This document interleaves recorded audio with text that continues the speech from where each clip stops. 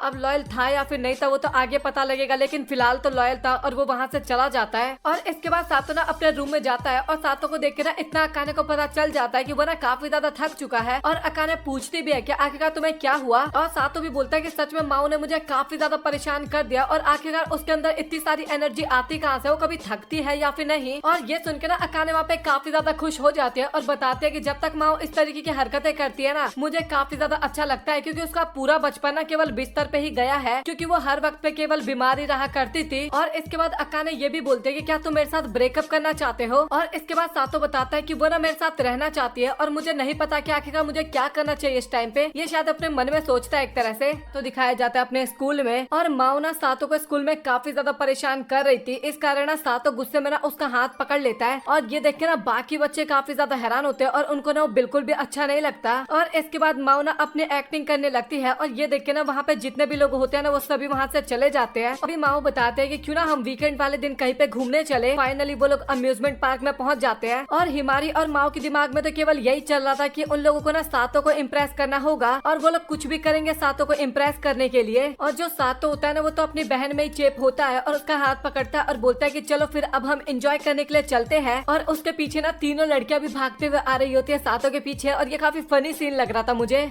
इसी तरीके से ना वो लोग काफी ज्यादा एंजॉय करते हैं वहाँ पे। अम्यूजमेंट पार्क में आप सभी को पता है झूला झूलने के लिए जाते हैं। काफी डिफरेंट तरीके के झूले होते हैं। और वो सभी लड़कियां वहाँ पे अपने साथों के साथ सभी झूलों पे मजे कर रही थी। और उसी टाइम में ना एक मोमेंट ऐसा आता है जहाँ पे सातों और अकाने दोनों को अकेला टाइम स्पेंड करने का मौका मिलता है। और वो काफी बड़ा सा झूला नहीं होता जो गोल गोल घूमते हैं, भाई उस झूले का भी मुझे फिलहाल नाम याद नहीं आ रहा। उस झूले पे झूल रहे थे और अकाने को देख के ऐसा फील हो रहा था कि उसको ना वहाँ पे डर लग रहा था। और सातों बोलता है कि अच्छा ठीक है, अगर तुम्हें डर लग रहा है तो तुम मेरा हाथ पकड़ सकती हो। और ये सुन के ना अकाने भी काफी ज्यादा शर्मा जाती है। और स्टार्टिंग में तो मना करते हैं वो हाथ पकड़ने के लिए। तो ऐसा करता है सातों ना उसके बगल में ही जाके बैठ जाता है। और ये देखिए अकाने काफी ज्यादा शर्माने लगती है। और अगेन सातों अपना हाथ आगे बढ़ाता है और फाइनली अकाने ना उसका हाथ पकड़ लेती है। और इसी तरीके से वो लोग राइड को एंजॉय करते हैं। और नीचे उतरने के बाद ना हिमारी अकाने से पूछती है कि आखिरकार तुमने राइड में सातों का हाथ क्यों पकड़ रखा था। और ये सुनने के बाद तो अकाने वहाँ पे काफी ज्यादा डर जाती है। और वो बहाना मारने लगती है कि मुझे सातों का हाथ पकड़ने की जरूरत नहीं थी, सातों को डर लग रहा था इस कारण उसने मेरा हाथ पकड़ा। इस तरीके की बातें करने लगती है। और इसके बाद तभी माओ बोलते हैं कि अच्छा ठीक है तो फिर हम अपने अगले राइड पे चलते हैं। और सातों सोच रहा था कि भाई आखिरकार इन लोगों को क्या हो गया है, थोड़ा ब्रेक भी तो लेना चाहिए ना, ये लोग तो ब्रेक ले ही नहीं रहे। और ऐसा नहीं है कि सातों का केवल अकाने के साथ ही एक मूवमेंट बनता है राइड के ऊपर, बल्कि सातों का ना सभी लड़कियों के साथ थोड़ा थोड़ा मूवमेंट बनता है। सभी लड़कियों के साथ वो अकेले एंजॉय करता है राइड पे। किस्मत हो तो सातों की तरह, भाई हमारी किस्मत कहाँ है ऐसी। बट मुझे बाकी लोगों का उतना ज्यादा इंपॉर्टेंट नहीं लगा ना, इस कारण मैंने उनको उतना ज्यादा एक्सप्लेन नहीं किया। और इसके बाद फाइनली वो सभी लोग ना हॉन्टेड हाउस के सामने चले जाते हैं। और वहाँ पे ना भाई सभी लोग काफी ज्यादा एक्साइटेड थे उसके अंदर जाने के लिए।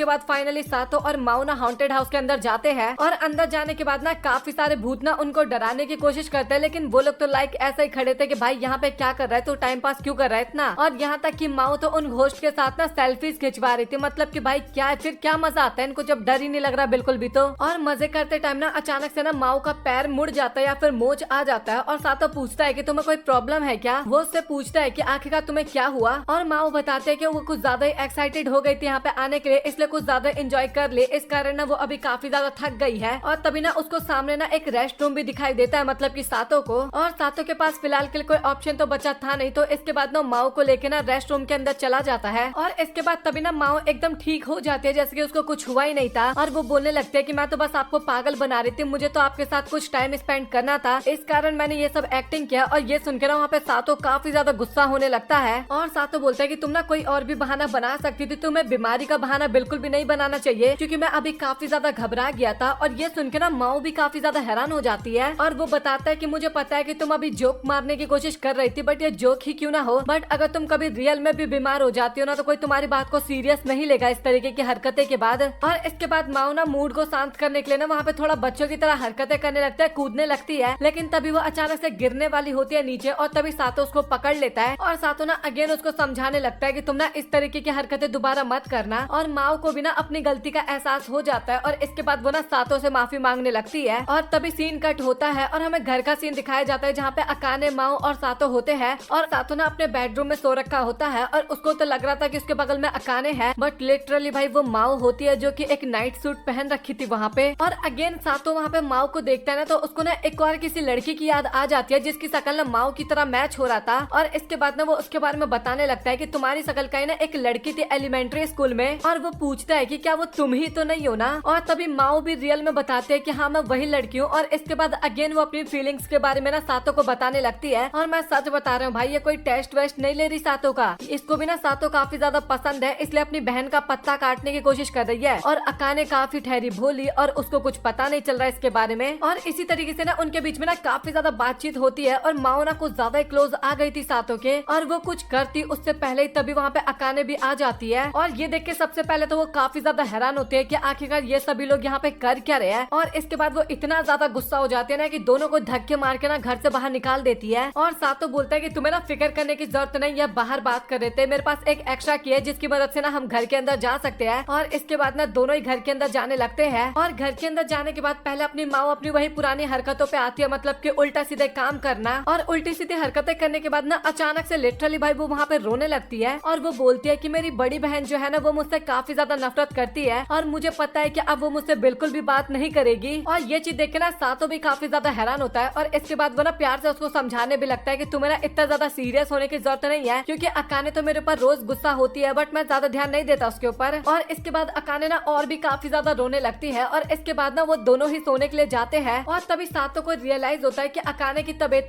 काफी ज्यादा खराब हो गई, मतलब कि कुछ ज्यादा ही तबीयत खराब है उसकी। और सातो उससे पूछता भी है कि तुम ठीक तो हो ना। और माओ बोलते हैं कि ज्यादा प्रॉब्लम की बात नहीं है, मेरी मेडिसिन जो थी ना वो तुम्हारे कमरे में रह गया, एक रात की तो बात है, सुबह तक एकदम ठीक हो जाऊंगी मैं और सुबह मैं मेडिसिन भी ले लूंगी। और अभी ना माओ की तबीयत और भी ज्यादा खराब होने लगी थी और सातो थोड़ा घबराने भी लगा था। और इसके बाद सातो एम्बुलेंस को कॉल करता है और माओ को उठा के जैसे अकाने को लेके गया था हॉस्पिटल वैसे लेके जाने लगता है हॉस्पिटल, बट इस बार पैदल नहीं जाता, मैं आपको बता दूं। और इसके बाद सातो ना उसको हॉस्पिटल में एडमिट करके ना वहाँ से जा रहा होता है। और तभी माओ बोलते हैं कि प्लीज तुम ये वाली बात ना मेरी बहन को मत बताना। और सातो बोलता है कि तुम ना बिल्कुल भी फिक्र मत करो, मुझे अकाने पे भरोसा है और वो तुम्हें देखने के लिए ना जरूर हॉस्पिटल में आएगी। और माओ भी ना काफी ज्यादा इमोशनल हो जाती है और बताती है कि मेरी बड़ी बहन ना काफी ज्यादा काइंड है और मैं नहीं चाहती कि वो मेरी और भी ज्यादा फिक्र करे, और इस कारण मैं नहीं चाहती कि वो मुझसे मिलने के लिए आए यहाँ पे। और ये सुन के ना सातो भी डिसाइड करता है कि वो ना माओ के बारे में ना अकाने को नहीं बताएगा कुछ भी।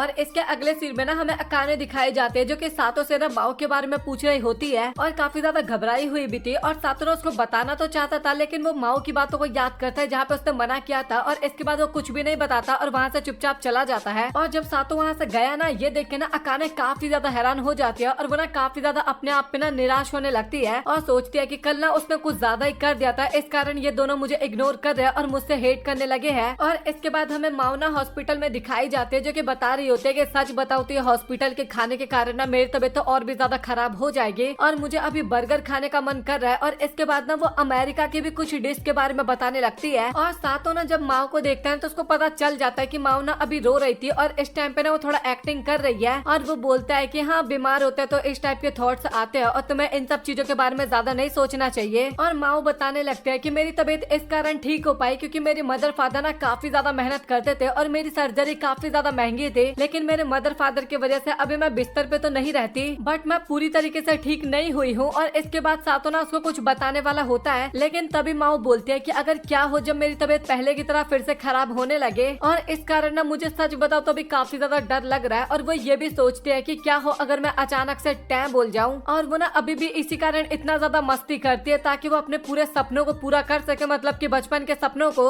और जब तक उसका सपना पूरा ना हो उससे पहले तो बिल्कुल भी मरना नहीं चाहती। और सातों को ना वहाँ पे सभी को समझ में आ जाता है और वो बोलने लगता है कि तुमने मुझे अकाने के लिए सेड्यूस किया था ना। और इसके बाद ना हमें सभी कुछ के बारे में धीरे धीरे पता लगता है, जैसे कि अकाने पहले अपनी बहन के बारे में ना उल्टा सीधा चीजें बताई करती थी, बट जैसे उसकी बहन को पता चला कि सातों के साथ ना अकाने की शादी होने वाली है और उसको लगा कि उसकी बहन ना काफी ज्यादा दुखी रहेगी इस कारण, तो इस कारण ना वो अपनी बहन की जगह लेना चाहती थी ताकि उसकी बहन खुश हो सके। और तभी हमें पता लगता है कि अकाने ना बाहर से ना ये सारी बातें सुन रही थी और सातों ना काफी प्यार से ये भी बताता है कि मैं चाहता हूँ कि बस अकाने खुश रहे और इसके अलावा मैं कुछ नहीं चाहता। और ये सारी बातें सुन के अकाने बाहर काफी ज्यादा ब्लश करने लगती है, लिटरली भाई काफी ज्यादा ब्लश करने लगती है। और जैसे ही सातों रूम से बाहर निकलता है ना हॉस्पिटल के, तभी वो वहाँ पे अकाने को देखता है और अकाने बिना उसको देखने के बाद ना तुरंत वहाँ से भाग जाती है। और हमें अकाने आगे जाके दिखाई जाती है जो कि काफी ज्यादा शर्मा रही थी। और इसके अगले सीन में ना हमें स्कूल का सीन दिखाया जाता है जहाँ पे माओ ना अकाने से माफी मांग रही थी अभी तक जो भी गड़बड़ हुई उन सभी चीजों के लिए। और इसके बाद ना माओ ना वहाँ पे एक चीज और क्लियर कर देती है और बताती है कि तुम जिस लड़की को बचपन में मिले थे एलिमेंट्री स्कूल के टाइम पे, वो लड़की मैं नहीं हूँ। और यहाँ पे ना मुझे ऐसा लग रहा था कि माओ का पत्ता बीच से कट हो गया है। और अकाने और सातो दोनों एक दूसरे की तरफ देख के ना काफी ज्यादा खुश हो रहे थे और उनका मूवमेंट वहाँ पे थोड़ा अच्छा बन ही रहा था, लेकिन तभी वहाँ पे हिमारी भी आ जाती है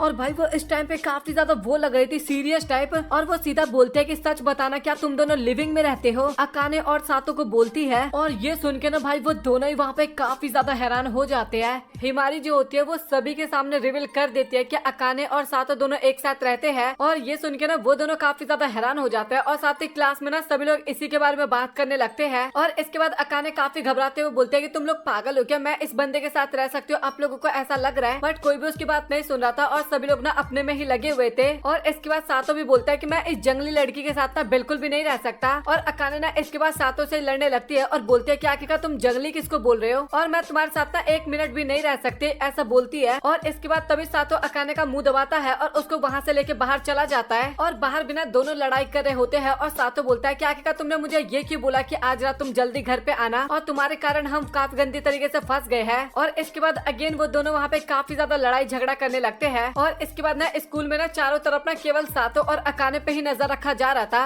और सीसे भी बोलते हैं कि भैया आप बिल्कुल भी फिक्र मत करो, 75,000 दिन बाद ना ये लोग भूल जाएंगे आपके बारे में सब कुछ। और सातो बोलता है कि मतलब कि 200 साल बाद। और वो बोलता है कि इतने टाइम तक आखिरकार जिंदा कौन रहेगा। और तभी सीसे बोलते हैं कि आप दोनों ना एक कहानी बन जाओगे इसके बाद तो। और इसके बाद सीसे और सातो ना दोनों घर जा रहे होते हैं और लिटरली अभी तक ना सभी बंदे ना उसके पीछा कर रहे थे, सातो का पीछा कर रहे थे और थोड़ा प्रूफ्स कलेक्ट करने की कोशिश कर रहे थे सातो के खिलाफ। और सीसे ही बोलते हैं कि मेरे पास एक काफी अच्छा प्लान है, आप ना मेरे घर पे चल लीजिए, वहाँ पे आपको 3 टाइम का खाना मिल जाएगा और साथ ही मेरे साथ सोने का भी मौका मिल जाएगा। और सातो बोलता है कि मैं ऐसा नहीं कर सकता, मैं अपने घर पे जाना चाहूंगा क्योंकि ग्रैंडपा काफी ज्यादा नजदीक है और अगर उन्हें पता लग जाएगा कि मैं घर पे नहीं हूँ तो काफी प्रॉब्लम हो सकती है। और इसके बाद तभी सातो बोलता है कि तुम्हारे पास कोई प्लान है क्या। और सीसे बोलते हैं कि अभी आप मुझे उठाओ और यहाँ से ना काफी स्पीड में भाग लो। और सातो बोलता है कि ज्यादा अच्छा प्लान तो नहीं है, लेकिन उसके बाद भी ना सीसे को उठाता है और जल्दी से बस के अंदर चढ़ जाता है और बाकी बंदे तो उन्हें देखते ही रह जाते हैं। और इसके बाद वो लोग ना बस से लास्ट स्टॉप पे आ जाते हैं और अब तो अगला बस भी कल आने वाला था और साथ ही फोन में नेटवर्क भी नहीं आ रहा था उस टाइम पे। और सातो बोलता है कि अभी हमें पैदल यहाँ से घर जाना होगा। इसके बाद तभी वहाँ पे रुई कार लेके आ जाती है और वो बोलती है कि मैडम आपके घर जाने का टाइम हो गया। और सातो बोलता है कि आखिरकार तुम्हें ये कैसे पता चला कि हम यहाँ पे हैं। और रुई बताती है कि सीसे मैडम के शरीर पे एक ट्रांसमीटर लगा हुआ है, उसकी मदद से हमें पता लग गया कि आखिरकार वो अभी कहाँ पे है। और इसके बाद वो सीसे को बिठा लेती है और सातो को ना वहीं पे छोड़ के भाग जाती है और सातो बिना उसके पीछे भागते रहता है। और घर पे बिना दोनों मतलब कि अकाने और सातो बात कर रहे होते हैं कि अभी हम क्लास भी अच्छे से नहीं जा पा रहे हैं और क्लास के अंदर ना किसी को शकल भी नहीं दिखा पा रहे, मतलब कि चारों तरफ ना केवल अभी उन्हीं की बातें चल रही थी उस टाइम पे। थे और शीशे जो थी ना वो वहाँ पे खाना खा रही थी और बोलते कि सच में राइस तो खाने में काफी ज्यादा अच्छा है। और सातों भी बोलते कि तू पागल है क्या, हम इतनी बड़ी प्रॉब्लम में और तुझे खाने की पड़ी है। और इसके बाद तभी अचानक से ना उन्हें ऊपर आवाज आता है और एक कमरे में ना बिस्तर के ऊपर कोई होता है और अकाने तो लिटरली भाई उसको मारने के लिए जा रही थी और सातों ना उसको रोकता है और बोलता है कि तुम ये क्या कर रहे हो, पागल वागल हो क्या। और वही छीना झपटी में ना दोनों नीचे गिर जाते हैं और पोजीशन तो आपको पता ही होगा अगर आप एनीमे देखते हो तो लड़की नीचे होती है, लड़का ऊपर होता है। और तभी वहाँ पे माओ आ जाती है और वो बोलते हैं कि आप दोनों यहाँ पे क्या कर रहे हो और दोनों की ना पिक्चर्स क्लिक करने लगती है। और तभी अकाने बोलते हैं कि तुम पागल हो क्या, सातों बस मेरे ऊपर गिर गया था, उसको काफी दूर फेंक के बोलती है। और इसके बाद सातों में पूछता है कि आखिरकार तुम माओ कमरे में कैसे आ गई बिना बताए, मतलब कि नीचे से तो नहीं आई थी तुम। और माओ ना इसके बारे में बताने से मना कर देती है और तभी वो ना हिमारी को भी वहाँ पे लेके आती है। और इसके बाद वो सभी लोग ना मिलकर आपस में बात करने लगते हैं जहाँ पे हिमारी ना सबसे पहले माफी मांगती है और वो बोलती है कि मुझे ना क्लास में इस तरीके से लोगों के सामने ये नहीं बोलना चाहिए था। और हिमारी बोलती है कि मैंने तुम्हें प्रॉब्लम में लाया तो प्रॉब्लम से बाहर भी मैं ही निकालूंगी और मुझे बताओ कि आखिरकार मुझे अब क्या करना है। और सातों ना इसके बाद माफी मांगने लगता है हिमारी से और बोलता है कि मुझे माफ करना, मैंने तुम्हें इसके बारे में नहीं बताया कि मैं और अकाने दोनों एक साथ रहते हैं। और हिमारी बोलते है कि हाँ ये तो तुमने सही बोला, ये तुम्हें पहले बता देना चाहिए था। और इसके बाद वो लोग सोचने लगता है कि आखिरकार वो लोग इस प्रॉब्लम को किस तरीके से ठीक कर सकते हैं। और अकाने ना थोड़ा बहुत ये भी बताते हैं कि मुझे कैसे शक हुआ तुम्हारे ऊपर, क्योंकि तुम दोनों से ना एक ही शैम्पू की स्मेल आती थी और सातों को ना इस घर के बारे में सब कुछ पता था। जैसे कि लास्ट एपिसोड में आपने देखा था कि कैसे टिश्यू पेपर उसने निकाल के दे दिया था अकाने को काफी आसानी से। और लिटरली इसके बाद ना काफी सारी चीजें बता देती है, मतलब कि होजो फैमिली के बारे में भी बता देती है और साथ ही तुम दोनों ने मजबूरन में शादी किया है इसके बारे में बता देते, मतलब कि इन सभी चीजों के बारे में उसको पता था। और सातों भी सोच रहा होता है कि हिमारी सच में काफी ज्यादा जीनियस है और इससे तो हम ये बात बिल्कुल भी नहीं छिपा सकते थे। और इसके बाद ना सातों प्रॉपर रीजन बता देता है क्या रीजन था जिस कारण उन दोनों को शादी करना पड़ा। और हिमारी बोलती है कि बट तुम दोनों तो एक दूसरे को प्यार करते नहीं तो आखिरकार तुमने शादी कैसे कर लिया, पर तुम उसके बिल्कुल भी फिक्र मत करो, हम सब कुछ एकदम क्लियर कर देंगे। और इसके बाद तभी माओ बोलते हैं कि अभी हम बैठक कर रहे हैं कि आखिरकार इस अफवाह को हम कैसे खत्म कर सकते हैं। और शीशे एक प्लानिंग बताती है और उसके प्लानिंग तो आप लोगों को भी पता ही है किस लेवल की होगी। और इसके बाद हिमारी बताने लगता है कि अकाने और सातों को लेके एक अफवाह फैल रही है और क्यों ना हम एक दूसरी अफवाह भी फैला देते हैं जिस कारण पुरानी अफवाह के बारे में सब लोग भूल जाए। और इसके अगले दिन ना सातों और शीशे दोनों एक साथ स्कूल में चल रहे होते हैं और सभी लड़कियां ना शीशे को देख के ना उसको काफी ज्यादा क्यूट बोल रहे थे। और इसके बाद सातों बताने लगता है कि हिमारी का प्लान था कि सातों की ना कोई और गर्लफ्रेंड होगी, ये उनका एक अफवाह होने वाला था। और सातों बताता है कि बट शीशे तो वैसे ही मेरे काफी ज्यादा क्लोज है, वो मेरी छोटी बहन है, बट शीशे को तो वो प्लान काफी ज्यादा अच्छा लगता है। और वो बोलते है कि भैया मैं आपको किस कर सकती हूँ क्या,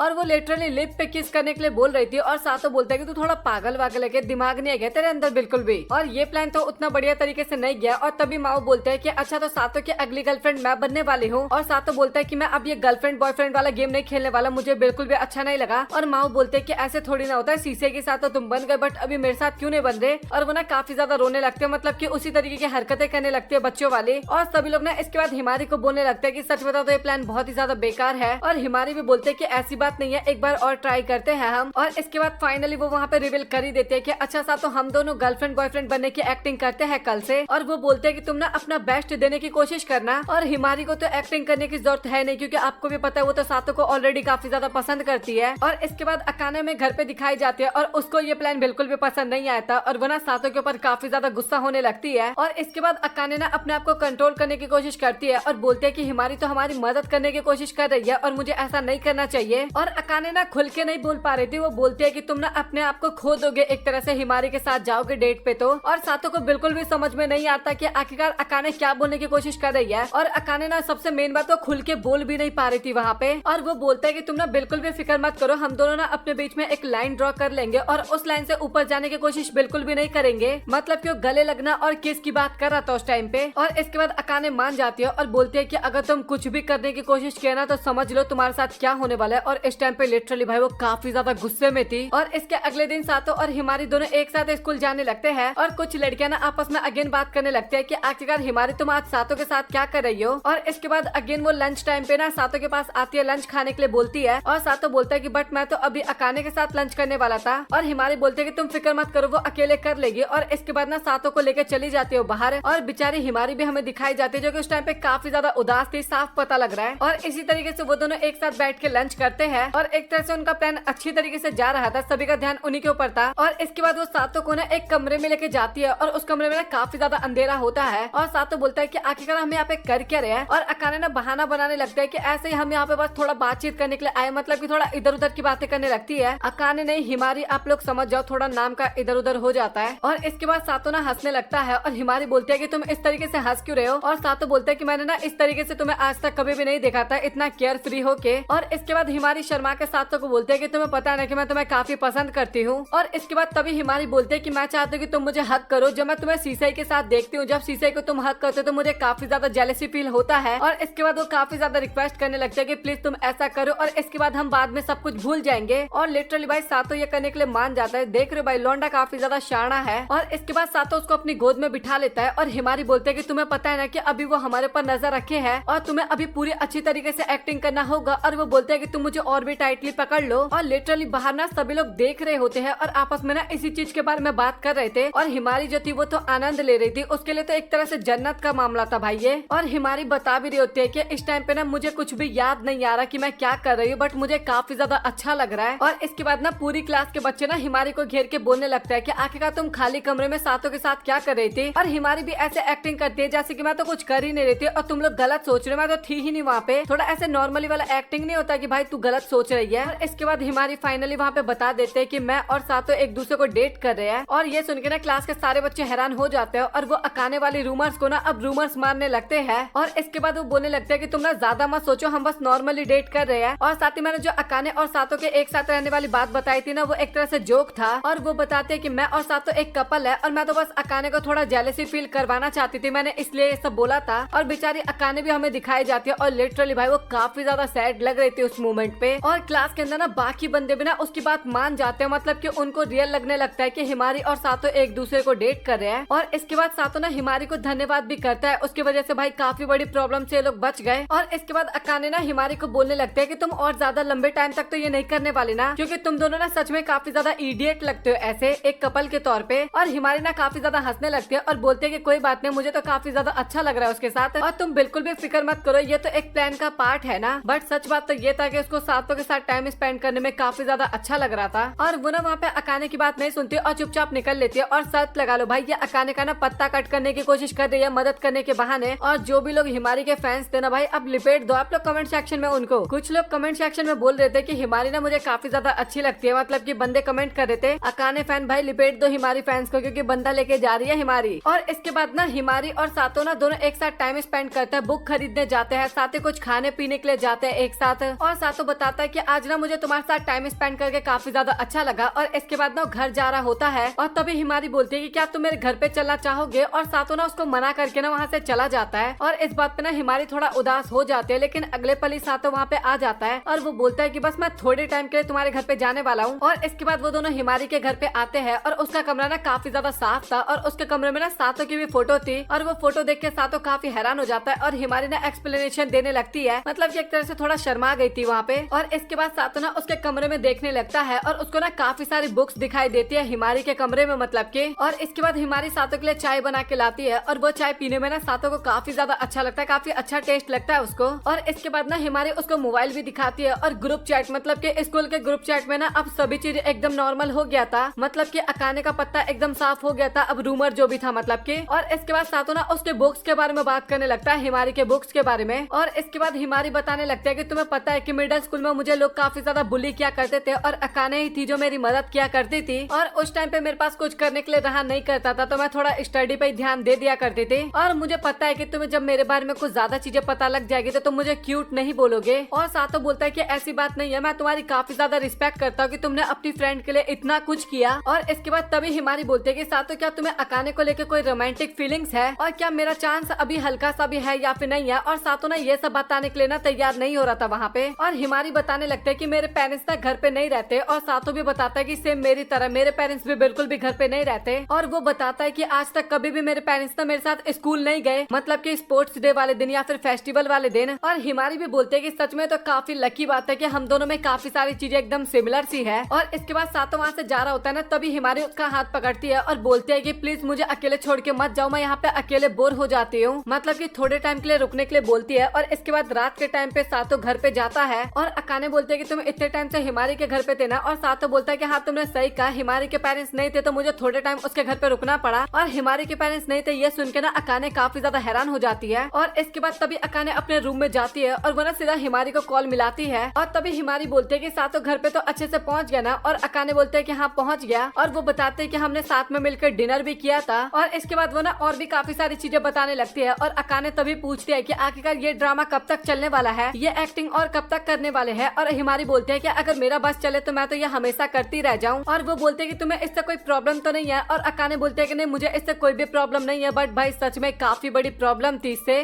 तो अकाने को बोलता है कि हम इतने टाइम से एक साथ रह रहे हैं, बट हमने अभी तक अपना नंबर एक्सचेंज नहीं किया। और नंबर लेते टाइम अकाने बताती हुई कि लाइफ में फर्स्ट टाइम है जब मैंने किसी लड़के का नंबर लिया है, मतलब कि अपने फोन में सेव किया है। और इसके बाद अचानक से वो दोनों अगेन वहाँ पे काफी ज्यादा लड़ाई झगड़ा करने लगते हैं, और यहाँ पे ना कोई रीजन नहीं होता लड़ाई करने का। और इसके बाद सातो ना अपनी सीट पर जाके बैठ जाता है, और तभी अचानक से ना उसके फोन में एक मैसेज आता है, और वो मैसेज ना अकाने ने किया था। और मैसेज करने के बाद ना काफी ज्यादा खुश हो जाती है, और सातो भी सोचता है कि लड़की पागल वागल है क्या, बगल में ही तो है, ऐसे भी तो बात कर सकती है। और लिटरली इसके बाद ना वो लगातार काफी सारे मैसेजेस करने लगती है, और मैसेज करते टाइम वो लिटरली काफी ज्यादा खुश होते जा रही थी। और सातो भी सोचा था भाई इसको क्या हो गया, ये अचानक से इतने सारे मैसेजेस क्यों करने लग गई। और इसके बाद तभी अकाने ना बाहर चली जाती है, जैसे सातो उसको देखता है तो बाहर चली जाती है। और तभी सातो के फोन पे ना किसी का कॉल आता है, और सातो कॉल पिक करता है ना, तो वहाँ से आवाज आता है कि हेलो मैं अकाने बोल रही हूँ। और लिटरली भाई ये सुन के ना सातो बोलता है कि हम दोनों ना एक ही छत के नीचे है, तुम नॉर्मली भी बात कर सकते हो मुझसे। ये उसने गुस्से में बोला था, बट मुझे हंसी आ रही थी इस टाइम पे। और स्कूल में ना सातो सीसे के साथ बैठा हुआ होता है, और तभी वहाँ पे माओ आती है, और वो ना सातो में काफी ज्यादा चेप होने लगती है। और सातो भी बोलता है कि तुम्हें ना थोड़ा दूर होके बैठना चाहिए। और इसके बाद वो बोलने लगता है कि मुझे ना तुमसे एक क्वेश्चन पूछना है। और माओ बोलते है कि हाँ मुझे पता है कि तुम मेरे क्रश के बारे में जानना चाहते हो, और मेरे क्रश तो सच बताऊं तो तुम ही हो। और वो बताता है कि मैंने तुम्हें बताया था कि पार्टी में मैं एक टाइम पे एक लड़की से मिला था, और अगर तुम मुझे उसके बारे में बताते हो ना, तो तुम जो भी कुछ मांगोगे ना मैं तुम्हें देने के लिए रेडी हूँ। और माओ बोलते है कि तुम्हें पता है ना कि उसके बदले मैं तुमसे कुछ ज्यादा ही बड़ी चीज मांगने वाली हूँ। और इसके बाद ना सातो बताने लगता है उसी पार्टी के बारे में जहाँ पे माओ और अकाने दोनों थी, बट वहाँ पे मैंने उस लड़की को देखा, और वो काफी ज्यादा मासूम और भोली शकल वाली थी, और अकाने से तो उसकी शकल बिल्कुल भी नहीं मिलती थी, मतलब कि वर्तमान वाली शकल से। और तभी माओ बोलते हैं कि अगर तुम्हें जानना ना उस लड़की के बारे में, तो तुम्हें पहले मुझे हक करना होगा। और इसके बाद तभी सातो बोलता है कि अगर ऐसी बात है तो ठीक है, और वो ना हक करने के लिए एकदम रेडी हो जाता है। लेकिन तभी माओ ना वहाँ पे काफी ज्यादा शर्माने लगती है, और तभी सीसा ही बोलती है माओ को कि चलो हम यहाँ से चलते हैं, मतलब कि दोनों ही थोड़ा टाइम पास करने वाली बातें करने लगते हैं। और इसके बाद दोनों वहाँ से तुरंत कल्टी भी खा लेते हैं। और सातो बोलता है कि तुम तो मुझे कुछ बताने वाली थी ना माओ, लेकिन वो सुनती नहीं है और निकल जाती है। और इसके बाद तभी अकाने ना और काफी ज्यादा मैसेजेस फोन पे करने लगते हैं, और सातो सोचता है कि भाई ये लड़की बिल्कुल भी नहीं सुधरने वाली। और इसके बाद सातो ना घर पे बैठा होता है, और तभी ग्रैंडपा का कॉल आता है फोन पे, बट वो फोन ना पिक नहीं करता। और तभी अचानक से ना टीवी पे वीडियो कॉल आ जाता है, और ये देख के ना सातो काफी ज्यादा डर जाता है, और बोलता है कि आप ना इस तरीके से डराए मत करो मुझे। और ग्रैंडपा बताता है कि बस ये तो नॉर्मल सा वीडियो कॉल है, और एक तरह से ना उनका फैमिली कोलैबोरेशन होने वाला था, मतलब कि होजो का जो चचेरा भाई था, ग्रैंडपा का चचेरा भाई, वो 70 साल का होने वाला था, इसलिए बर्थडे पार्टी ऑर्गेनाइज किया गया था। और इसमें केवल होजो फैमिली के ही बंदे इनवाइटेड थे। और सातो बोलता है कि आपकी चचेरी बहन है ना उसके ऑर्गेनाइजर। और ग्रैंडपा बताता है कि वो ना अभी दूसरे काम में काफी ज्यादा व्यस्त है, और अगर तुम उत्तराधिकारी बनना चाहते हो ना, तो भाई निश्चित रूप से ना उससे तो दुश्मनी करने की बिल्कुल भी कोशिश मत करना। और इसके बाद तभी वहाँ पे अकाने आती है, और सातो बताता है कि ग्रैंडपा का कॉल था, और वो ना इनवाइट किया है मुझे एक पार्टी में, और क्या तुम मेरे साथ चलना चाहोगे। और अकाने बोलती है कि बट आखिरकार मैं क्यों चलूं। और सातो बोलता है कि मैं अपनी बाकी फैमिली से तुम्हें इंट्रोड्यूस करवाऊंगा। और अकाने बोलते हैं कि नहीं मैं बिल्कुल भी नहीं जाने वाली, काफी शर्माते हुए बोलते हैं कि मुझे काफी ज्यादा शर्म आएगा इसमें। और सातो ना काफी सारी चीजें बताने लगता है कि वहाँ पे काफी ज्यादा मजा आएगा, और खाने पीने का भी काफी सामान होगा। लेकिन उसके बाद भी अकाने बोलते हैं कि मैं अभी ना इस काम के लिए बिल्कुल भी रेडी नहीं हूँ, मतलब कि सातो की फैमिली से मिलने के लिए। और सातो बोलता है कि तुम्हें अपने आप पे फोर्स करने की जरूरत नहीं है, अगर तुम्हें नहीं जाना तो कोई बात नहीं, बट तुम घर पे अकेले रह तो सकती हो ना। और अकाने बोलते हैं कि हाँ मैं घर पे क्यों नहीं रह सकती अकेले, मुझे डर थोड़ी ना लगेगा। और इसके बाद वो दोनों ना अगेन वहाँ पे काफी ज्यादा लड़ाई झगड़ा करने लगते हैं। और सातो बोलता है कि तुम्हें लास्ट टाइम का तो याद है ना, घर में तुमने भूतिया खबर फैला दी थी। और अकाने बोलते हैं कि तुम बिल्कुल भी फिक्र मत करो, इस बार मैं एकदम रेडी हूँ उस चीज के लिए भी। और वो बोलने लगते हैं कि तुम मेरी फिक्र बिल्कुल भी मत करो, क्योंकि मैं हिमारी के साथ काफी ज्यादा हैंग आउट भी करने वाली तुम्हारे जाने के बाद। और इसके बाद सातो जा रहा होता है, और वो अगेन अकाने से पूछता है कि क्या तुम श्योर तो हो ना, तुम्हें नहीं चलना मेरे साथ। और अकाने बोलते हैं कि हाँ तुम मेरी फिक्र मत करो, तुम जा सकते हो। और इसके बाद सातो ना गाड़ी में बैठ के अपना निकल जाता है फैमिली ट्रिप पे, मतलब की पार्टी में। और वो वहाँ पे पहुँचता है ना, और भाई उसके वेलकम करने के तरीके से ही पता लगता है कि भाई सातो काफी ज्यादा अमीर है, मतलब कि इतने सारे सर्वेंट केवल सातो का वेलकम करने के लिए थे वहाँ पे। और इसके बाद वो दोनों फाइनली वहाँ पे पहुँचते हैं, और ग्रैंडपा ना उनको आगे आके बैठने के लिए बोलते हैं। और सातो बोलता है कि मैं ड्रिंक बिल्कुल भी नहीं करने वाला। और ग्रैंडपा बोलते हैं कि कोई बात नहीं, तुम आके बैठो तो सही। और इसके बाद वो आगे आके बैठते हैं, और वो दोनों ना कांग्रेचुलेशंस बोलते हैं अपनी ग्रैंडमा को। और जब मैंने आपको बोला था ना स्टार्टिंग में भाई का बर्थडे, भाई का नहीं होता बल्कि बहन का बर्थडे होता होता है और इसका नाम ना सिजुका होती है और ये ना धन्यवाद भी करती है उस चीज के लिए। और ग्रैंडपा बोलते हैं कि आखिरकार तुम्हारी वाइफ कहाँ गई, मतलब कि वो क्यों नहीं आई। और सातो बोलता है कि उसको ना कुछ काम था इस कारण वो नहीं आ पाई। और इसके बाद ना वो लोग वहाँ पे काफी ज्यादा मजाक मस्ती वाली बातें करते हैं, मतलब कि मजाक मस्ती तो केवल ग्रैंडपा ही कर रहे थे, सातो तो बस वहाँ पे सहन कर रहा था एक तरह से। और सिजुका जो होती है ना वो अपने भाई को ना चुप रहने के लिए भी बोलती है, मतलब कि इतना ज्यादा फालतू बोलने के लिए भी मना करती है। और ये देख के ना सातो भी हैरान हो जाता है कि भाई कोई तो है चलो जो मेरे ग्रैंडपा को शांत करवा सकती है। और इसके बाद सातो बोलते हैं कि क्या आप ग्रैंडपा को समझा सकते हैं कि वो शादी के लिए उतना फोर्स ना करे। और ग्रैंडपा ना काफी सारी चीजों के बारे में बताने लगता है कि ग्रैंडपा का डिसीजन ना ज्यादातर गलत नहीं होता और देखा जाए तो वो लड़की तुम्हारे लिए काफी ज्यादा अच्छी भी है और इसमें मेरा भी डिसीजन था और तुम दोनों काफी ज्यादा खुश भी रहने वाले हो आगे जाके। और वो ये भी बताते हैं कि मुझे तो लगा था कि तुम आगे जाके सीसई के साथ ही एक दिन शादी करोगे। और ये सुन के ना वहाँ पे सीसई जो होती है ना वो भी लिटरली काफी ज्यादा हैरान हो जाती है, मतलब कि ब्लश करने लगते हैं, हैरान क्यों होगी वो। और इसके बाद तभी सातो बोलता है कि सीसई तुम्हें कुछ हुआ है क्या। और सीसई बोलते हैं कि नहीं ऐसी कोई भी बात नहीं है। और इसके बाद वो अपने दूसरे दुनिया की कहानी सुनाने लगते हैं जिसमें मुझे नहीं लगता कि आपको बिल्कुल भी इंटरेस्ट होगा। और इसके बाद सीसई ना वहाँ से चुपचाप उठ के चली जाती है काफी ज्यादा ब्लश करते हुए। और इसके अगले सीन में सातो सीसई को समझाता है कि तुम ना ज्यादा सीरियस मत लेना उस बात को, वो ना एक जोक मार रही थी एक तरह से। और सीसई बताते हैं कि वैसे देखा जाए तो उतना ज्यादा बेकार आइडिया भी नहीं है। और इसके बाद वो बोलते हैं कि सातो तुम मुझे सुला दो। और सातो बोलता है कि हाँ मैं ये काम काफी आसानी से कर सकता हूँ। और इसके बाद हमें अकाने का सीन दिखाया जाता है जहाँ पे हिमारी ना उसके घर पे आई होती है और वो आते ही सीधा अकाने को गले लगा देती है। और वो बताते हैं कि मुझे बुलाने के लिए तुम्हारा शुक्रिया, मुझे तो लगा था कि तुम मुझसे नफरत करने लगी हो उस प्लानिंग के बाद, मतलब कि सातो और उसके क्लोज आने के कारण। और अकाने बोलती है कि मुझे पता है कि तुम मेरी भलाई के लिए ये सब काम कर रही थी। और इसके बाद वो अगेन वहाँ पे सातो को काफी ज्यादा गाली भी बकने लगती है। और हिमारी भी काफी खुश होते हुए बोलते हैं कि हमें नहीं पता कि आगे क्या होने वाला है बट हम काफी अच्छे दोस्त रहेंगे। और इसके बाद वो दोनों ही मिलकर ना कपकेक बनाने लगते हैं और काफी सारे कपकेक बनाए थे। और इसके बाद कपकेक को बेक होने के लिए रख देते हैं और कुछ टाइम तक ना वो दोनों बातचीत करने लगते हैं जहाँ पे वो लोग बात करते हैं कि हम दोनों काफी टाइम बाद इस तरीके से चिल कर रहे हैं। और टाइम भी हो जाता है और कपकेक भी एकदम रेडी हो जाता है। और इसके बाद तभी हिमारी बोलते हैं कि मैं पिक्चर्स क्लिक करके ना सातो को भेज देती हूँ। और अकाने बोलते हैं कि तुम्हारे पास सातो का नंबर कब आया। और हिमारी बताती है कि वो तो मेरे पास काफी टाइम पहले आ गया था। और ये सुन के ना अकाने थोड़ा सा उदास हो जाती है। और इसके बाद वो ना सातो को भेज भी देती है। और इसके बाद वो काफी सारी चीजें बताने लगती है। और वो ये भी बताते हैं कि मैं सातो को ना हमेशा पिक्चर्स क्लिक करके भेजा करती हूँ। और वो ना पिक्चर भी दिखाती है। और वो पिक्चर देखने के बाद ना अकाने बोलने लगते हैं कि कहीं तुम्हें ब्लैकमेल करने की तो कोशिश नहीं कर रहा ना। और हिमारी बोलते हैं कि नहीं ऐसी बात नहीं है, मैं खुद ही अपने मर्जी से सारी पिक्चर्स उसको भेजती हूँ क्योंकि मैं उसको काफी ज्यादा पसंद करती हूँ, मैं उसको प्यार करती हूँ, तो मैं ये तो कर ही सकती हूँ उसके लिए। बट सच बात तो ये है कि वो हमेशा मेरी फोटोज को स्किप कर देता है। और अकाने भी सोचती है कि भाई पता नहीं आखिरकार मेरी दोस्त कैसी है, ये तो एकदम सिंप टाइप है। और इसके बाद तभी हिमारी के फोन पे ना सातो का मैसेज आता है और वो दोनों बात करने लगते हैं। और ये देख के ना अकाने काफी ज्यादा उदास हो जाती है और सोचती है कि पता नहीं ये दोनों क्या बात कर रहे हैं। और इसके बाद तभी हिमारी बोलती है कि क्या तुम्हारे पास उसका नंबर नहीं है, मतलब कि सातो का। और अकाने बोलती है कि तुम कैसे सोच सकते हो मेरे पास उसका नंबर नहीं है, मेरे पास है उसका नंबर। और इसके बाद तभी हिमारी बोलती है कि अकाने मुझे ये बताओ कि प्यार का अपोजिट क्या होता है। और अकाने ना हेट बताती है और हिमारी बताते हैं कि नहीं ऐसी बात नहीं है, प्रेम का अपोजिट ना उदासीनता होती है, मतलब कि सैडनेस। क्योंकि अगर आप उसकी परवाह नहीं करोगे ना तो ऐसा नहीं कि आप उससे नफरत करोगे, आप उससे नफरत भी नहीं करोगे। और तभी अकाने बोलते हैं कि आखिरकार तुम कहना क्या चाहती हो, मुझे समझाओ तो सही। और वो ना कुछ बताने वाली होती है लेकिन तभी बोलते हैं कि अच्छा चलो हटाओ उसको, हम केक को सजाते हैं। और इसके कुछ टाइम बाद हिमारी अपने घर पे भी चली जाती है और बोलते हैं कि मुझे तुम्हारे साथ टाइम स्पेंड करके काफी ज्यादा अच्छा लगा। और रात के टाइम पे अकाने पढ़ाई कर रही थी और सोचती है कि मैं ना काफी ज्यादा पढ़ूंगी और सातों से भी ज्यादा नंबर लेके आऊंगी। और वो ना केवल मोबाइल की तरफ देखे जा रही थी और उसको बिल्कुल भी अच्छा नहीं लग रहा था अकेला, मतलब कि सातों की याद आ रही थी एक तरह से। और इसके बाद हमें सातों का सीन दिखाया जाता है जहाँ पे ग्रैंडपा ना उसको एक ड्रिंक पीने के लिए बोलते हैं, मतलब कि कोई जूस टाइप ड्रिंक होता है बट देखने में तो भाई काफी ज्यादा खतरनाक लग रहा था। और सातों ना मना करते हो पीने के लिए, लेकिन ग्रैंडपा को तो आप जानते हो काफी ज्यादा फोर्स करने लगते हैं। और सीसे ना सो गई थी और सातों ना सीसे को रुई के पास लेके चली जाती है। और रुई बताती है कि आपका बहुत बहुत शुक्रिया, बट वो ना कल और भी ज्यादा खुश होगी जब आप उसके बगल में सोओगे, मतलब कि आप उसके पास सो जाओगे तो। और सातों बोलता है कि मैं उसके लिए ना एक अच्छी कंपनी नहीं हूँ और मैं ना उसके बगल वाले कमरे में जाके सो रहा हूँ, मतलब कि मैं उसको परेशान करना नहीं चाहता। और इसके बाद सातों ना अपने कमरे में चला जाता है और तभी ना उसके पास अकाने का कॉल आता है। और सातों बोलता है कि तुम्हें मेरी याद आ रही है क्या। और अकाने बोलते है कि नहीं ऐसी बात नहीं है, बस मुझे तुमसे थोड़ा लड़ाई करने का मन कर रहा था। और लिटरली वो ना कॉल पे उससे लड़ाई करने लगती है इसके बाद। और इसके बाद अकाने सातों को बोलते हैं कि तुम ना जल्दी से घर पे आ जाना। और ये सुन के ना सातों को भी काफी ज्यादा अच्छा लगता है। और इसके बाद रात के टाइम पे ना अकाने ना हेडफोन लगा के सो रही थी, उसको काफी ज्यादा डर लग रहा था इस कारण। और तभी ना उसको कुछ आवाज सुनाई देता है और वो काफी ज्यादा डर जाती है और सोचती है कि अभी तो सातों भी नहीं है मुझे बचाने के लिए। और तभी ना वो पेन लेके ना खिड़की की तरफ मारने वाली होती है, लेकिन तभी पता लगता है कि वो वो तो सातो है और वो ना खिड़की पे लटका हुआ था, लेकिन अकाने ना जैसे तैसे करके उसको बचा लेती है। और इसके बाद तभी अकाने बोलते हैं कि आखिरकार तुम यहाँ पे कर क्या रहे हो और तुम दरवाजे के रास्ते से नहीं आ सकते थे क्या? और सातो बोलते हैं कि मैंने ना पहले वहीं से ट्राई किया था, डोरबेल बजाया था, बट तुम्हें कुछ सुनाई नहीं दे रहा था। और अकाने बोलते हैं कि शायद मैंने हेडफोन लगा रखा था, इस कारण मुझे कुछ भी सुनाई नहीं दिया। और अकाने सोच रही थी कि आखिरकार ये सेकंड फ्लोर पे इतने ऊपर कैसे चढ़ गया। और इसके बाद वो बोलने लगता है कि आखिरकार तुम पार्टी छोड़ के यहाँ पे क्यों आ गए? और सातो ना काफी ज्यादा शर्माते हुए बोल रहा था कि मुझे भी ना तुमसे थोड़ा बहुत लड़ाई झगड़ा करने का मन कर रहा था। और ये सुन के ना अकाने भी वहाँ पे काफी ज्यादा शर्माने लगती है। और इसके बाद सातो नहा रहा था और तभी वहाँ पे अकाने जाती है और उसके ना कोट को ना साफ करके ना उसके अंदर रख देती है। मतलब उसको भी काफी ज्यादा अच्छा लगा था जब सातो आ गया था घर पे वापस तो। और इसके बाद सातो अपने रूम में सोने के लिए आता है और वो बोलता है कि तुम चेंजिंग रूम में आई थी क्या? मतलब कि जब मैं नहा रहा था तो। और इसके बाद अकाने ना काफी ज्यादा गुस्सा होने लगते हैं और बोलते हैं कि आखिरकार तुम ये सब कैसे बोल सकते हो? और लिटरली इसके बाद फिर से दोनों की वहाँ पे काफी ज्यादा लड़ाई होती है। और इसके बाद सातो चुपचाप जाके सो जाता है। और इसके बाद अकाने भी ना सोचने लगता है कि ना काफी ज्यादा थक गया और उसको ना सोने के लिए बोलती है कि तुम सो जाओ प्यार से। और वो ना उसके काफी ज्यादा क्लोज जाके बोलती है कि वेलकम बैक। और ये सारी बातें सुन के ना सातो भी काफी ज्यादा हैरान होता है क्योंकि वो उस टाइम पे जगा हुआ था और वो सोच रहा था कि इस टाइम पे ना मेरे काफी ज्यादा क्लोज थी और उसके बाल ना मेरे गर्दन को भी टच कर रहे थे। और हमें अकाने भी दिखाई जाते हैं, वो भी उस टाइम पे जगी हुई थी।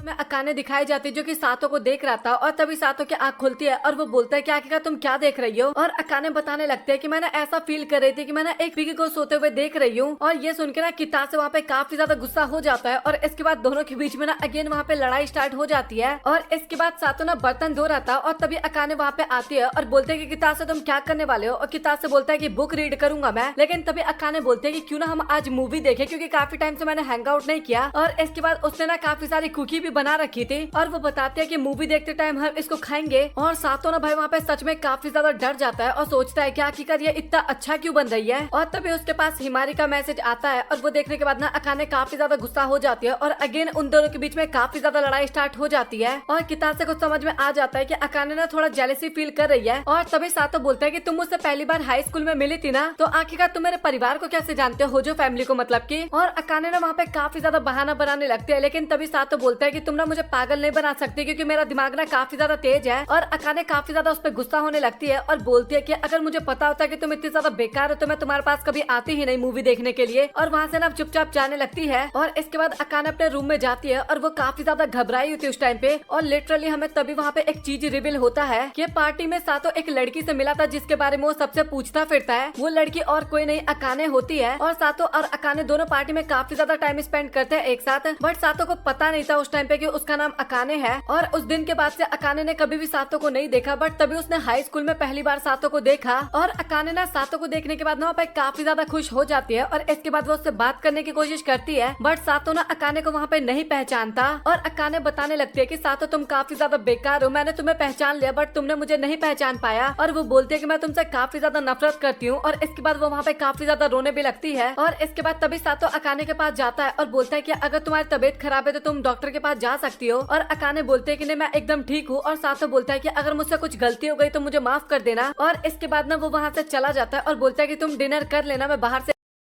और इसके बाद हमें हिमारी का सीन दिखाया जाता है जहाँ पे ना कुछ बंदे आ जाते हैं और वो सभी ना हिमारी को वहाँ पे परेशान करने लगते हैं। मतलब उसका हाथ पकड़ के ना उसको खींचने लगते हैं। लेकिन तभी वहाँ पे सातो आ जाता है और वो बंदे लोग बोलते हैं कि आखिरकार तुम हो कौन जो इस लड़की को बचा रहे हो। और सातो बताता है कि मैं इसका बॉयफ्रेंड हूँ और अगर तुमने ज्यादा कुछ पंगे लिए ना तो अभी तुम्हारे साथ काफी गलत हो सकता है। और इसके बाद वो बंदे ना डर के मारे वहाँ से चले जाते हैं। और हिमारी ना उसको धन्यवाद करती है। और सातो बोलता है कि आखिरकार तुम यहाँ पे कर क्या रही हो। और हिमारी बताते है कि बस मैं ऐसे थोड़ा टाइम पास कर रही थी यहाँ पे। और इसके बाद तभी सातो बोलता है कि आखिरकार तुम अपने घर क्यों नहीं जा रही। और हिमारी बोलती है कि मैं घर नहीं जा सकती। और सातो बोलता है कि तुम कीज भूल गई क्या। और हिमारी बोलती है कि नहीं ऐसी बात नहीं है, मैं उनके साथ नहीं रह सकती। और वो बताते हैं कि मैं अपने डैड की वाइफ के साथ नहीं रह सकती, मुझे उनके साथ रहना बिल्कुल भी अच्छा नहीं लगता। और वो बताते हैं कि मैंने जो तुम्हारी गर्लफ्रेंड बनने का नाटक किया था वो मुझे काफी ज्यादा अच्छा लगा। और इसके बाद लिटरली वो वहाँ पे सातो को किस कर लेती है। हाँ भाई लिटरली ये होता है और सातो उसको रोकता भी नहीं है। और इसके बाद स्कूल में ना सातो एक जगह पे बैठा होता है और तभी वहाँ पे माओ और साथी शीशे आ जाते हैं और वो दोनों ना उसको परेशान करने लगता है कि आखिर तुम यहाँ पे कर क्या रहे हो। और सातो बोलता है कि बस ऐसे ही थोड़ा बैठा हुआ था यहाँ पे। और इसके बाद तभी माओ ना वहाँ पे काफी गुस्सा होते हुए बोलने लगता है कि तुमने मेरी बहन को किस किया ना। और सातो बोलता है कि तू पागल वागल है क्या, मैं ऐसा कभी कुछ नहीं करने वाला तेरी बहन के साथ। और उन दोनों के बीच में ना वहीं पे थोड़ा लड़ाई झगड़ा होने लगता है। इसके बाद तभी वहाँ पे हिमारी भी आ जाती है और उसको देख के ना माओ काफी ज्यादा खुश होती है और वो बोलती है कि क्या तुम हमारी मदद करवाओगी। सातो से हम काफी ज्यादा क्वेश्चन पूछ रहे हैं और इसमें ज्यादा टाइम नहीं लगेगा, बस 20 घंटे लगने वाले हैं। और वहाँ पे वो लोग बात करने लगता है कि अकाने को सातो ने किस किया था। और ये सुनकर ना हिमारी भी काफी ज्यादा हैरान हो जाती है और बोलती है कि तुम किस टॉपिक के बारे में बात करने वाले हो और क्या तुम इसमें हमारी मदद कर सकते हो। माओ बोलती है और हिमारी बोलती है कि अच्छा ठीक है, तुम मुझे कुछ टाइम दो, मैं तुम्हें बताती हूँ। और सही और माओ दोनों वहाँ से चुपचाप भाग जाते हैं। इसके बाद ना हिमारी माफी मांगने लगते हैं कि उसने ना कुछ ज्यादा ही कर दिया, बट उसको करने में काफी ज्यादा अच्छा लगा। और इसके बाद वो पूछने लगता है कि क्या तुमने आज से पहले कभी किसी को किस किया है। और सातो मना कर देता है। और ये सुनकर ना हिमारी भी काफी खुश हो जाती है क्योंकि उसका फर्स्ट टाइम था, मतलब कि सातो का भी और उसका भी। और इसके बाद तभी हिमारी बोलती है कि क्या हम इसको दोबारा कर सकते हैं। और सातो ना वहाँ पे साफ मना कर देता है। बट भाई सातो वहाँ पे फुल लाइन दे रहा था, एक तरह से साफ पता लग रहा था, मतलब कि लाइन दे रही थी हिमारी, तो सातो पीछे तो बिल्कुल भी नहीं हट रहा था। वहाँ पे लिटरली हिमारी ना आई लव यू भी बोलती है सातो को, बट सातो ना कुछ भी नहीं बोलता। और इसके बाद तभी अकाने ना क्लास के अंदर आती है और कुछ लड़कियां ना हिमारी के बारे में बात कर रही थी और अकाने ना उसके बारे में पूछती है। तभी वो लड़कियां बताती है कि हिमारी और सातो ने एक दूसरे को किस किया था। और ये सुन के ना अकाने वहाँ पे काफी ज्यादा हैरान हो जाती है और वहाँ से भागती बनती है। और इसके बाद वो घर पे भी आके ना काफी ज्यादा परेशान थी और अपने और हिमारी के ना बचपन के सीन्स को याद करने लगती है, जहाँ पे हिमारी बोलती है कि मैं तुम्हारी काफी अच्छी दोस्त बनूंगी और तुम भी मेरी दोस्ती रहना हमेशा। और तभी सातो घर पे आता है और वो अकाने को बोलता है कि तुम ठीक तो हो ना। और अकाने बोलते है कि हाँ मैं ठीक हूँ। और इसके बाद तभी ना वो एक पैकेट देता है अकाने को और बोलता है कि मुझे लगा तुम्हारा मूड खराब होगा और इसलिए मैं तुम्हारे लिए लाया हूँ ताकि तुम्हारा मूड अच्छा हो सके। और वो चीज देख के ना अकाने को भी काफी ज्यादा अच्छा लगता है और वो ना उसको धन्यवाद भी करती है सातो को। और इसके बाद सातो ना अपने रूम में चला जाता है और अकाने ना उसको खाने लगती है। और वो ना उस टाइम पे काफी ज्यादा इमोशनल हो रही थी और वो सोच रहे थे कि मुझे कुछ ना कुछ तो अब करना होगा। और इसके बाद अकाने ना हिमारी को पार्क में बुलाई होती है और हिमारी बताती है कि तुम्हें याद है ना हम यहाँ पे कितना ज्यादा मजा किया करते थे। और तभी अकाने वहाँ पे कुछ बोलने वाली होती है, लेकिन तभी हिमारी बोलते है कि हाँ मुझे पता है कि हम बचपन की तरह खेलने के लिए यहाँ पे नहीं आए हैं। वो काफी ज्यादा सीरियस थी उस टाइम पे। और इसके बाद अकाने ना सातो से ना ब्रेकअप करने के लिए बोलते हैं हिमारी को, बोलते हैं वो ड्रामा अब तुम बंद करो क्योंकि वो एक एक्टिंग की तरह स्टार्ट हुआ था, बट अभी तुम काफी ज्यादा सीरियस हो रही हो सातो को लेके, मतलब कि काफी ज्यादा तुम उसके ऊपर हावी होने की कोशिश कर रही हो। और अकाने बताते हैं कि तुमने तो सातो को किस भी कर लिया था। और हिमारी ना वहाँ पे ऐसा एक्ट कर रही थी जैसे कि कुछ उसने बड़ा काम किया ही ना हो। वो ना उस टाइम पे एकदम नॉर्मल चिल थी और वो बोलने लगते हैं कि इससे ना तुम्हें कोई ज्यादा फर्क नहीं पड़ना चाहिए। हिमारी बोलती है और तुम ना सातो के साथ बस मजबूरी में शादी कर रही हो और तुम भी ना एक्टिंग करना बंद कर दो और तुम्हें ना कोई भी फर्क नहीं पड़ना चाहिए चाहे मैं सातो के साथ किस करूँ या फिर कुछ भी करूँ। और लिटरली वहाँ पे अकाने बता देते हैं कि मैं ना सातो को पसंद करती हूँ, आई लव यू सातो बोल देती है। और तभी हिमारी बोलती है कि तो फिर मैं इसमें क्या कर सकती हूँ, मतलब कि लिटरली भाई एक लड़के के चक्कर में दोनों की दोस्ती खत्म हो गई बचपन की। अभी बहुत ज्यादा मजा आएगा, अभी आप बने रहो। और वो बताती है कि तुमने बोला था कि तुम सातो को नफरत करती हो और तुम्हें नहीं पता, बट मैं फर्स्ट ईयर से सातो को काफी ज्यादा पसंद करती हूँ। और अब तुम होती कौन हो सातो को मुझसे अलग करने वाली, मतलब कि काफी गुस्से में बोलती है ये लाइन। और वो ना सातो को उससे दूर रहने के लिए बोलती है, मतलब कि अकाने को ही दूर रहने के लिए बोलती है अभी हिमारी। और इसके बाद अकाने भी बताने लगता है कि वो ना सातो को ना काफी टाइम पहले ही पार्टी में मिली थी और वो ना तभी से सातो को पसंद करने लगी थी। और हिमारी बोलती है कि तो फिर ये बात तुम्हें पहले बतानी चाहिए थी ना, आप क्यों बता रही हो। और वो बताने लगता है कि मेरे ग्रैंडमा और ग्रैंडपा की वजह से ये कुछ हुआ, तो मतलब कि सातो के ग्रैंडपा और इसकी ग्रैंडमा की वजह से वो सातो से मिल पाई थी। और हिमारी बोलने लगती है तो काफी ज्यादा अनफेयर है क्योंकि तुम अपनी ग्रैंडमा की वजह से सातो से काफी टाइम पहले ही मिल गई थी। और अकाने वहाँ पे बोलने लगते हैं कि तुम ना अभी एकदम क्रीपी वाली हरकतें कर रही हो, मतलब कि हिमारी को। और इसके बाद लिटरली भाई वो कैट फाइट होता है ना, सेम कैट फाइट की तरह ना दोनों का बातचीत स्टार्ट हो जाता है, मतलब कि एक पॉइंट इधर से आ रहा था, एक पॉइंट इधर से आ रहा था। अब भाई मैं आपको कितने पॉइंट बताऊं, अगर हर एक पॉइंट बताने लगा तो भाई ये वीडियो ना 30 मिनट से भी पार चला जाएगा। ये दोनों इतने स्पीड में बात कर रहे थे कि बट फिक्र मत करो, मैं आपको मेन पॉइंट बताते रहूंगा। और हिमारी ना काफी चौड़ में बोलते हैं कि इसमें ना कोई शक की बात नहीं है कि मैं अपनी फ्रेंड के ही हस्बैंड को चोरी करने वाली हूँ। लिटरली भाई ये लाइन काफी ज्यादा मजेदार था। और इसके बाद ना वो दोनों वहाँ पे अगेन काफी ज्यादा लड़ाई करने लगते हैं और तभी हिमारी फाइनली रिवील करती है कि उसको ना काफी टाइम पहले पता चल गया था कि तुम भी सातो को पसंद करती हो। और अकाने बोलते हैं कि तुम्हें एक पता चला। और वो लिटरली बताते हैं कि जब तुम फर्स्ट ईयर में जब पहली बार तुमने सातो को देखा था ना, उसी टाइम पे मुझे पता लग गया था और उसके बाद तुम्हारे व्यवहार से एकदम साफ क्लियर होता था ये सारी बातें। और वो बताने लगते हैं कि मैं इसके बारे में ना तुम्हें नहीं बताना चाहती थी और मेरे को लग रहा था कि सातो को ना मैं अपने प्यार में काफी जल्दी ला सकती हूँ। और वो बताने लगते हैं कि तुम्हारे ध्यान में आने से पहले अगर मैं सातो को अपना बना लेती ना तो तुम्हें पूरी जिंदगी पछतावा होने लगता। और वो ना काफी ज्यादा रोते हुए बताने लगते हैं कि तुम फिर मुझे कभी भी माफ नहीं करती इसके बाद, और हमारी दोस्ती भी खत्म हो जाती, इसलिए मैंने वो सब कुछ उस टाइम पे नहीं किया। काफी ज्यादा रोते होते हुए बता रही थी। और इसके बाद ना अकाने को भी वहाँ पे सब कुछ समझ में आ जाता है, मतलब कि हिमारी ने ये सब कुछ इसलिए किया था ताकि अकाने ना एक तरह से रियलाइज कर जाए कि भाई वो भी सातो को पसंद करती है रियल में। मतलब कि यहाँ पे अगेन हिमारी ने अपना सेक्रीफाइस कर दिया अकाने के लिए। देख रहे हो इस एपिसोड में कितना ज्यादा ट्विस्ट था। अगर मैं चाहता तो स्टार्टिंग में क्लियर कर देता सब कुछ, बट मैं आपको स्टार्टिंग से लेके अब तक कंफ्यूज करते गया। अभी आपने कुछ टाइम पहले हिमारी को विलन सोच लिया था ना, कमेंट सेक्शन में एक बार जरूर बताना। और अभी आप लोग हिमारी को हीरो सोच रहे होगे, कमेंट सेक्शन में ये भी जरूर बताना। और इसके बाद ना अकाने माफी मांगते हैं हिमारी से, दोनों एक दूसरे से माफी मांगते हैं अभी जो भी इन्होंने कैट फाइट किया उसके लिए। बट हिमारी अभी भी क्लियर करके चलती है कि मैं अभी भी ना गिव अप तो बिल्कुल भी नहीं करने वाली सातो के ऊपर से। और साथ ही अकाने भी बोलते हैं कि हम ना अपनी दोस्ती कभी भी नहीं तोड़ने वाले। और इसके बाद दोनों ही वहाँ पे एक तरह से गेम खेलने वाले थे कि आखिरकार सातो किसको मिलने वाला था। मतलब कि वही दोनों दोस्त के बीच में काफी गहरी दोस्ती हो जाती है इसके बाद अगेन। और इसके बाद में घर का सीन दिखाया जाता है जहाँ पे अकाने ना काफी तेज चिल्ला रही थी और सातो बोलता है कि क्या हुआ। और अकाने बताते हैं कि बग है घर के अंदर। और सातो बोलता है कि पागल वागल है क्या, इसमें इतनी तेज चिल्लाने वाली क्या बात थी। और इसके बाद क्या हो जाता है वो तो आपको भी पता होगा, दोनों के बीच में अगेन लड़ाई स्टार्ट हो जाती है। और इसके बाद सातो ना उसका टेम्परेचर चेक करने लगता है कि तुम्हारी तबीयत तो खराब नहीं है ना। और अकाने बोलते हैं कि तुम ना मुझे टच करने की बिल्कुल भी कोशिश मत करो। और स्कूल में ना अभी तक माओ ना वही किस वाला टॉपिक लेके बैठी हुई थी। और लिटरली आप लोग मानोगे नहीं, शीशई को ना पता था कि सातो ने ना हिमारी को फर्स्ट टाइम किस किया था। और सातो भी बोलने लगता है कि बहन तो ये क्या बोल रही है, ये सब चीजें तुझे नहीं बोलना चाहिए। और इसके बाद ना तभी वहाँ पे हिमारी भी आ जाती है और वो सभी जानना चाहते थे कि आखिरकार शीशई को ये बात कैसे पता चली। और शीशई बताती है कि मैं तुम्हें सब कुछ स्टार्टिंग से बताऊंगी। और ये सुन के ना सातो वहाँ पे काफी ज्यादा गुस्सा हो जाता है। और इसके बाद तभी वहाँ पे अकाने भी आ जाती है और हिमारी और अकाने के बीच में ना फिर से वहाँ पे मजाक मस्ती वाली लड़ाई स्टार्ट हो जाती है। मतलब कि भाई इस एनिमे के अंदर ना लड़ाई का कोई रीजन नहीं है, बस हो जाती है, बस कैसे भी हो जाती है स्टार्ट लड़ाई। और इसके बाद हिमारी ना सातो के कान में बोलती है कि क्यों ना हम एक साथ आज रात में टाइम स्पेंड करें मेरे घर पे। और अकाने ना काफी ज्यादा गुस्सा हो जाते हैं और हिमारी को ना वहाँ से खींच के लेके जाने लगती है। और इसके बाद सातो ना अकाने से बात करने के लिए आ रहा था, लेकिन अकाने ना उसको दूर कर देती है और बोलती है कि तुम लोग मुझे टच करने की बिल्कुल भी कोशिश मत करना। और इसके बाद उन दोनों के बीच में ना अगेन लड़ाई होने लगती है। और सातो फिर इसके बाद शांत होने के बाद बोलता है कि चलो फिर हम सब कुछ फिक्स करने की एक बार कोशिश करते हैं। और अकाने ना काफी ज्यादा शर्माने लगते हैं वहाँ पे। और सातो बोलता है कि तुम्हें कुछ हुआ है क्या। और अकाने बोलते हैं कि नहीं कुछ भी नहीं हुआ, बस ये बोलना था मुझे कि मैं तुम्हें काफी ज्यादा नफरत करती हूँ। और सातो बोलता है कि हाँ मुझे इसके बारे में पता है। और इसके बाद अकाने ना काफी तेज सातो की तरफ चिल्लाते हुए बोलते हैं कि मैं ना तुमसे सबसे ज्यादा नफरत करती हूँ इस पूरी दुनिया में। और उसकी शक्ल को देख के तो ऐसा बिल्कुल भी पता नहीं चल पा रहा था।